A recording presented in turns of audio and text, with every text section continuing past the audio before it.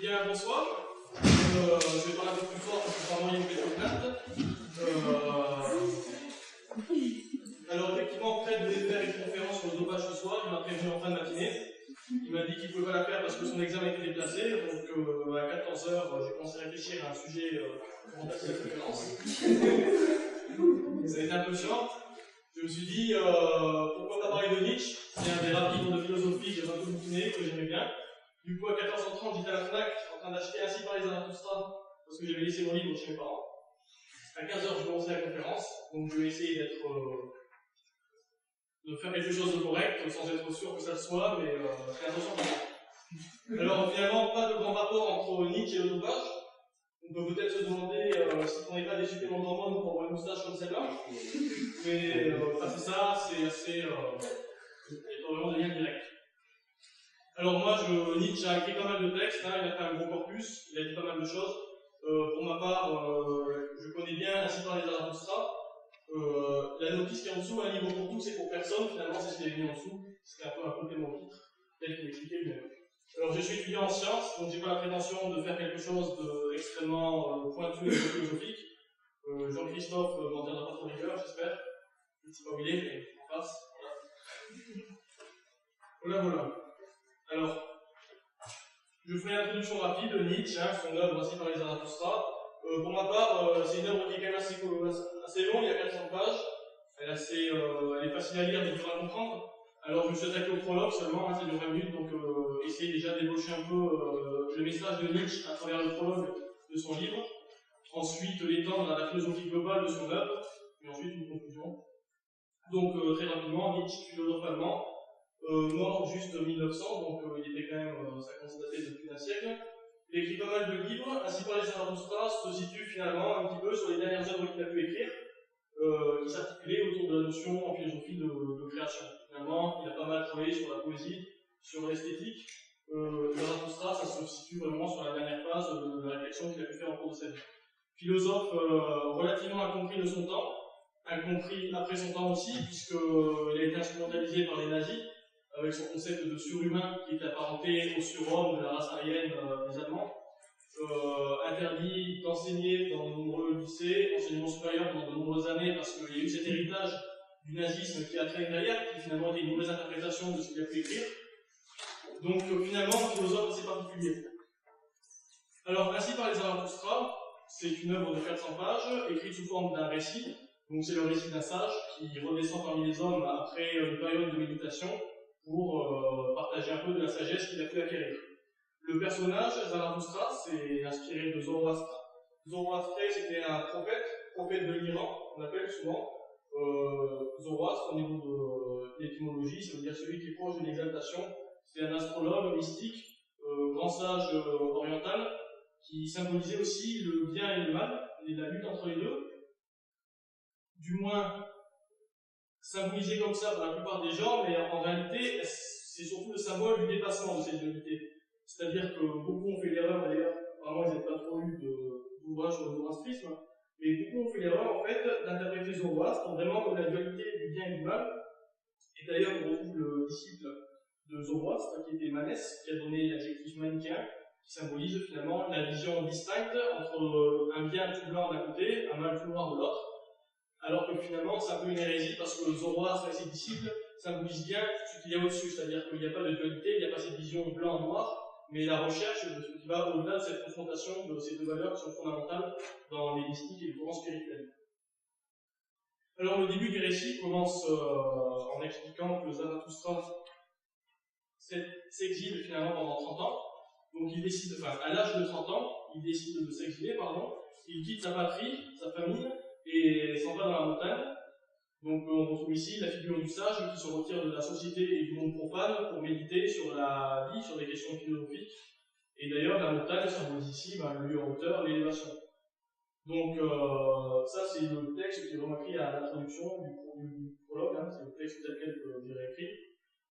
Donc il y passe 10 ans à méditer et à forger sa sagesse et sa philosophie. Et un matin, il décide, en se levant avec l'aurore, avec cette fameuse phrase ô grand astre, que serait ton bonheur si tu n'avais ce que tu l'éclaires. En gros, il a acquis un certain degré de sagesse, et il doit redescendre parmi les hommes pour le transmettre et partager les acquis qu'il a pu avoir. On retrouve ici aussi le mouvement philosophique de l'œuvre de Nietzsche, qui symbolise une ascension et une élévation. Donc ici, élévation liée au sommet, qui est symbolisé par la montagne, mais pour parachever et accomplir sa philosophie, il doit exercer un mouvement contraire et redescendre parmi les hommes, puis ensuite il redescendra carrément à la fin de l'œuvre, au niveau de la mer, donc du plus haut vers le plus bas. C'est un mouvement qui est assez intéressant pour comprendre un peu le corpus de Nietzsche. Alors, il descend de cette montagne. La première chose finalement qui se passe, c'est qu'il débarque dans un petit village, et donc il commence à vouloir enseigner aux personnes de ce village la doctrine et la philosophie qu'il a pu acquérir par ses méditations. Et donc, il y a cette fameuse phrase aussi de Nietzsche qui est assez connue, l'homme n'existe que pour être dépassé. Et il arrive dans ce village en disant donc, aux habitants, je vous enseigne le surhumain. Le surhumain, ça symbolise l'idéal de Nietzsche, c'est-à-dire vraiment la chose dans le corpus à la doctrine de Nietzsche vers laquelle l'homme doit tendre. C'est la chose à viser. Il expliquera dans son livre pourquoi il faut la viser et comment y arriver. Et il compare ça finalement, de façon assez amusante, avec le singe, avec cette fameuse phrase aussi qui est pas mal, mais globalement Nietzsche a quand même écrit la poésie, donc ce qui est écrit n'est pas dégueulasse, c'est quand même les phrases et la formulation est vraiment agréable à lire. Contrairement à Kant ou pas mal de philosophies qui sont vraiment chiantes, il faut dire ce qu'il y en est, sans faire des formations philosophiques, c'est dur à aborder. Nietzsche est facile à lire, après c'est dur à comprendre, mais en tout cas c'est bien à lire. Donc le singe qu'est-il pour l'homme, dérision ou honte douloureuse, tel sera l'homme pour le surhumain. Et donc il situe ici, après le début de sa doctrine, vous voudriez être le refus de cette grande marée et retourner à la bête plutôt que de dépasser l'homme. Donc là on voit déjà les deux possibilités. On a un homme qui a hérité du singe, qui s'est déjà un peu élevé par l'évolution, et on a après deux possibilités qui s'ouvrent. Soit l'homme qui retourne à la bête, ou soit il fait l'effort de continuer sur le chemin évolutif en se construisant, en se dépassant, et donc en épousant la doctrine du surhumain que présente Nietzsche.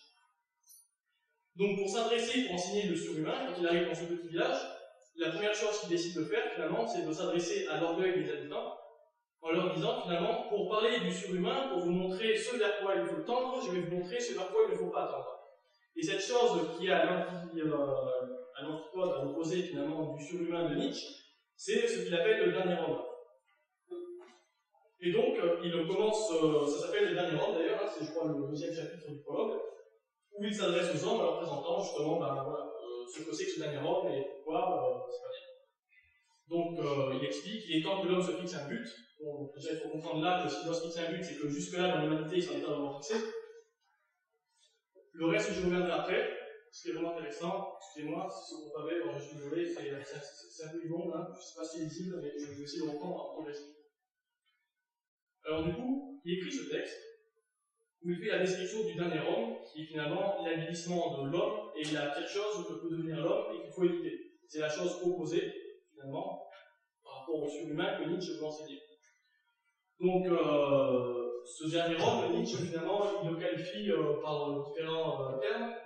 C'est assez amusant, moi je trouve ce texte vraiment marrant parce que quand je l'ai lu, je me suis dit finalement, c'est vrai que le progrès de l'humanité, ce vers quoi on veut tendre, c'est ça, c'est ce que Nietzsche décrit. Donc, il aborde de différentes façons, donc il dit le dernier homme, donc l'homme arrivé, enfin l'homme, je dirais, mauvais pour Nietzsche, c'est l'homme qui aura abandonné les contrées où la vie est dure, qui aura fui finalement la maladie, la méfiance, et qui, insensé, qui trébuche encore sur les pierres. Donc c'est un homme qui déjà fuit tout ce qui est mauvais, donc il n'aime pas les endroits où la vie est difficile, il fuit la maladie, il fuit la méfiance, l'hésitation, c'est l'homme qui trébuche, il le fuit aussi. Un peu de poison de temps à autre, cela donne des rêves agréables, beaucoup de poison pour finir, afin d'avoir une mort agréable. Et là, finalement, on retrouve aussi un peu le but de la société actuelle, qui est de dire on meurt de façon agréable, et on essaie de trouver, on parlait des droits tout à l'heure des narcotiques, mais de proposer finalement une vie agréable, on est dans cet état un peu psychologique, de bonheur, d'euphorie, agréable aussi. Alors il qualifie aussi, il dit on travaillera encore, car on travaille distrait, on ne deviendra plus ni riche ni pauvre, c'est trop pénible. Qui voudra encore gouverner, qui voudra donc obéir, l'un et l'autre sont trop pénibles. Donc là, il reste finalement la société utopique, ce que voudraient les hommes, finalement, c'est des hommes qui profitent, qui ont une vie euphorique par les drogues, qui meurent de façon confortable, ils n'ont pas envie d'être riches et pauvres, parce que être pauvre, c'est trop dur au niveau de la vie, être riche, ça demande de gérer ses fortunes, c'est trop chiant. On travaille encore, parce que travailler un peu, ça occupe l'esprit, on s'ennuie pas toute la journée, donc finalement c'est pas mal. Et on se chamaillera encore, mais on se réconciliera vite de peur de se gâter la digestion. Donc c'est pareil, on fait quelques petites disputes, mais on reste vraiment de façon soft. Le but c'est d'avoir une vie agréable, on est dans le bonheur. Et finalement, il dit, nous avons inventé le bonheur, de regarder les hommes en clignant de l'œil. Finalement, ce que fixe Nietzsche ici, quand il dit ça, c'est que ça, c'est l'utopie humaine. Elle est plutôt marrante parce qu'on peut se dire, c'est la société actuelle, c'est ce vers quoi on tend. Le bonheur et le dernier homme de Nietzsche ici, c'est la société vers laquelle on essaie d'arriver, une société où il y a le bonheur, où il y a le confort, où la vie est facile. Et donc, ça serait, d'une certaine façon, la fin de l'évolution, l'apogée, finalement, le summum de la société. C'est-à-dire que si tout va bien, par le progrès social, par les progrès politiques qu'on fera, on devra arriver à ce dernier homme. Et donc, quand Nietzsche fait cette présentation, il la présente aux gens du village parce qu'il veut leur montrer ce qui est pour lui la chose la pire possible. Et quand les gens voient ça, finalement, ils me disent mais c'est trop cool, ton truc du dernier homme, apporte-nous le dernier homme, on te laisse le surhumain. C'est quand même très bien. Et du coup, le pauvre Zarathustra, il est blasé. Parce qu'il se dit, je viens leur apporter un message, je leur montre ce qu'il ne faut pas faire, et tous ils me réclament comment arriver finalement à ce statut. Alors, là, on arrive à un stade qui est plutôt important. Je vais prendre mes feuilles. Parce qu'à travers finalement ce contraste qui fait, c'est-à-dire il montre ici l'antipode de ce que doit être l'homme, et de l'autre il y a le surhumain. Et en accentuant ce contraste, finalement, il nous montre que la société actuelle a échoué à rendre l'homme meilleur, elle a échoué dans nombreuses de ses missions, et il a entrepris une espèce de domestication de l'homme, qui sous prétexte de le rendre meilleur, finalement, la fait tendre vers cette conception du dernier homme, c'est-à-dire vers un homme qui est assez faible, qui cherche le confort, qui ne se met plus face au conflit, et qui est donc un petit peu dans ce truc-là de la facilité et de la faiblesse, selon Nietzsche. Moi, je ne fais pas de jugement. Mais ce qui est intéressant, c'est la contrepartie. Parce que là, on a vu ce qui était le dernier homme, donc ce qu'il ne fallait pas faire. Mais le surhumain, pour Nietzsche, donc ce vers quoi il faut tendre, toute la doctrine de Nietzsche, elle est articulée donc vers, je dirais, l'opposé du dernier homme. C'est-à-dire, je suis désolé si je suis un peu confus, mais c'est vraiment difficile de résumer ce livre et cette doctrine de façon simple.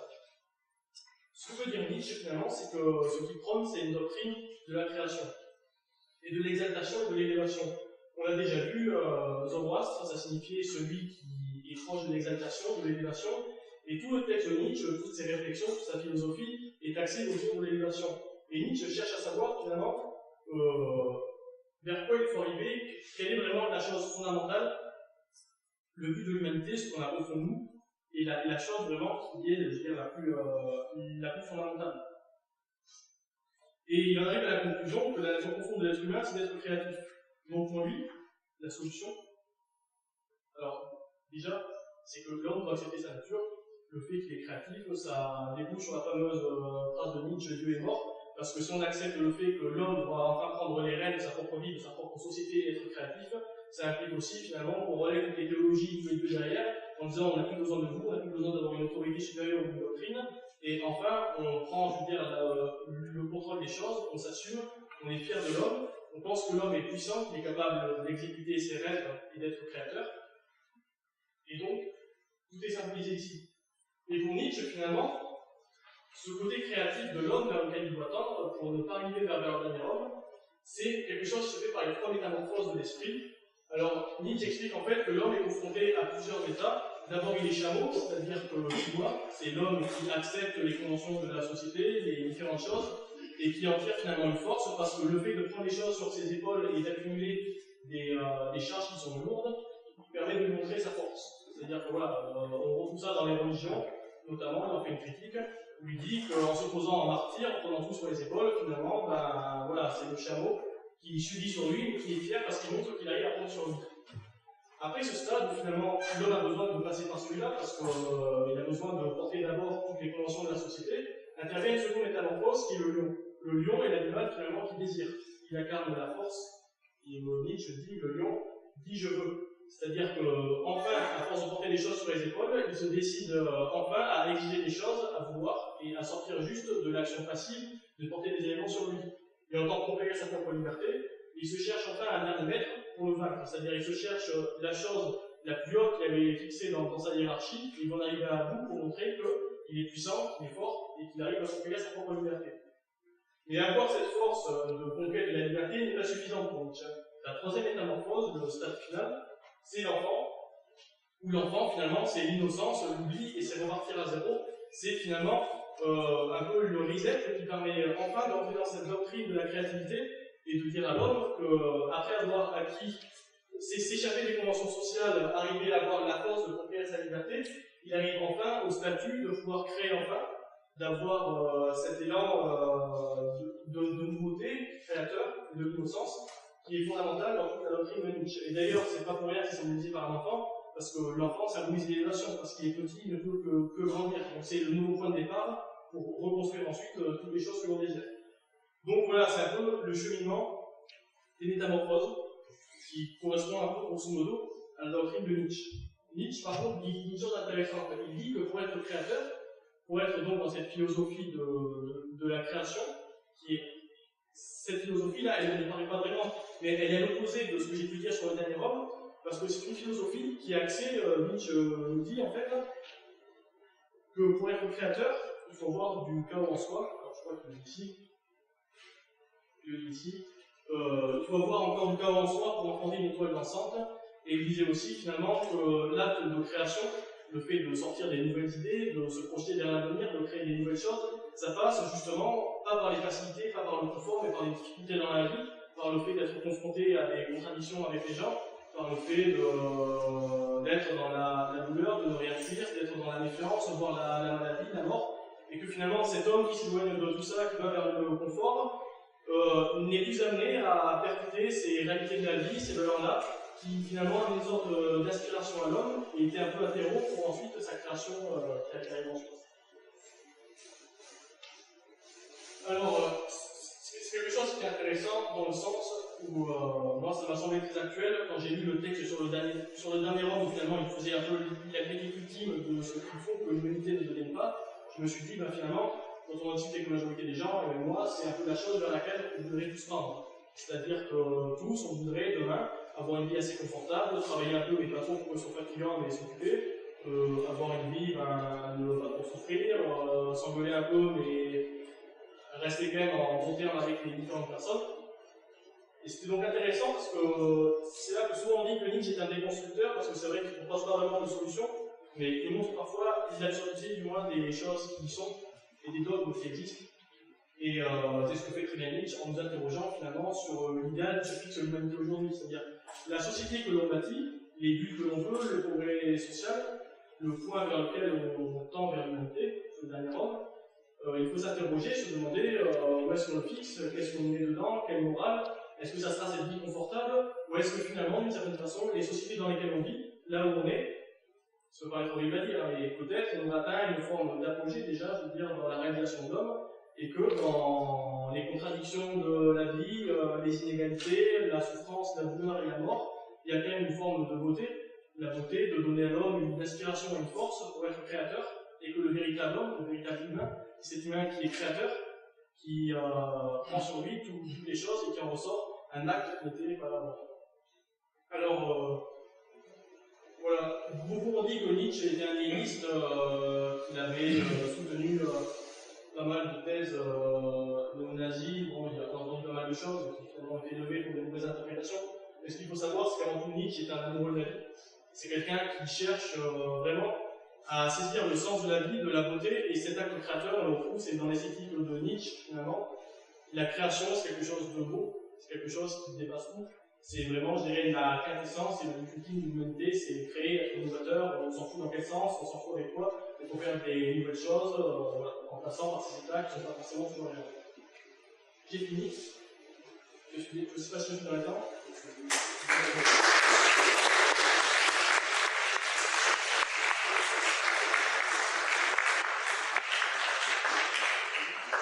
Les règles du jeu n'ont pas changé. Qui a une question? Alors, pas tellement une question, plutôt une série de critiques. Alors, je voudrais tout reprendre quand on déconstruit, forcément, c'est difficile parce que j'ai pas une mémoire suffisante. Les points les plus choquants pour moi, c'est d'abord que vous avez expédié le lien avec le nazisme. Moi, je ne pense pas que Nietzsche aurait accepté le nazisme, je pense qu'il se serait révolté.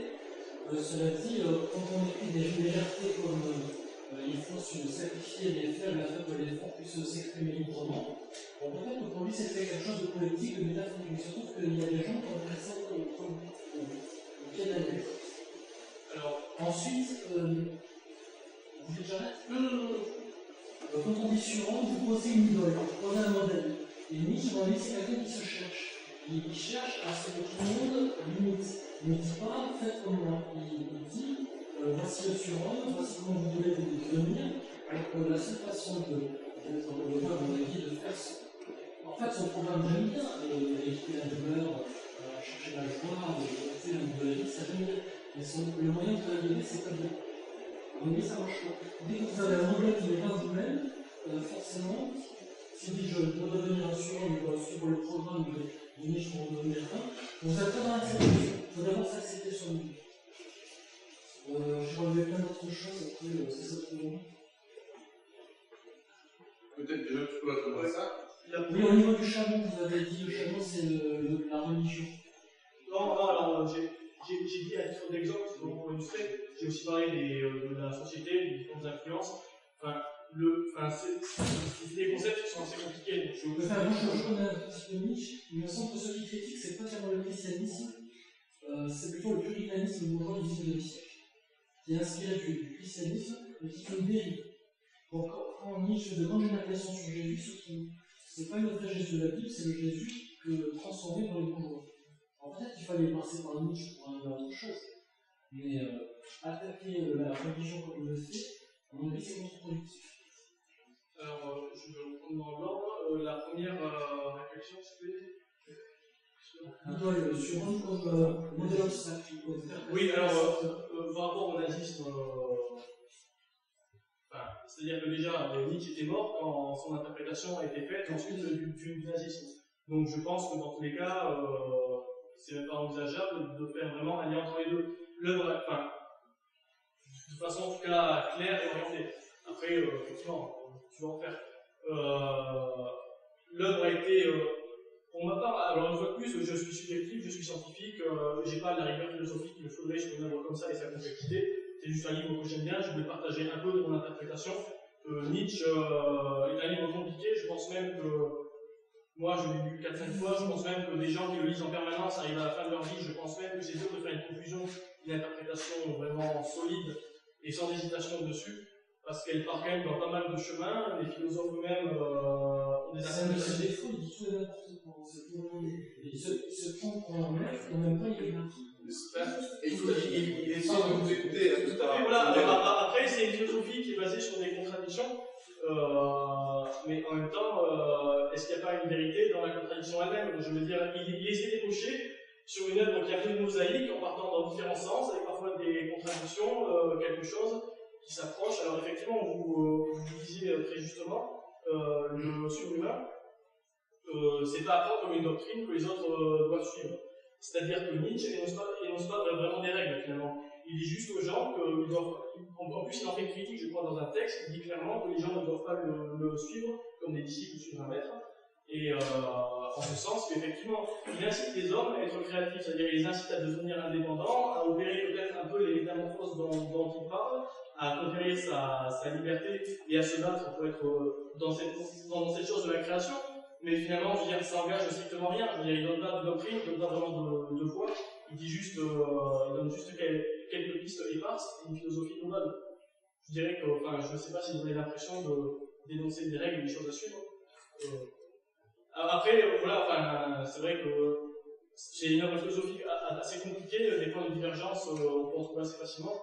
Voilà, je veux juste, il y avait peut-être une troisième réflexion. Le chameau. Le chameau.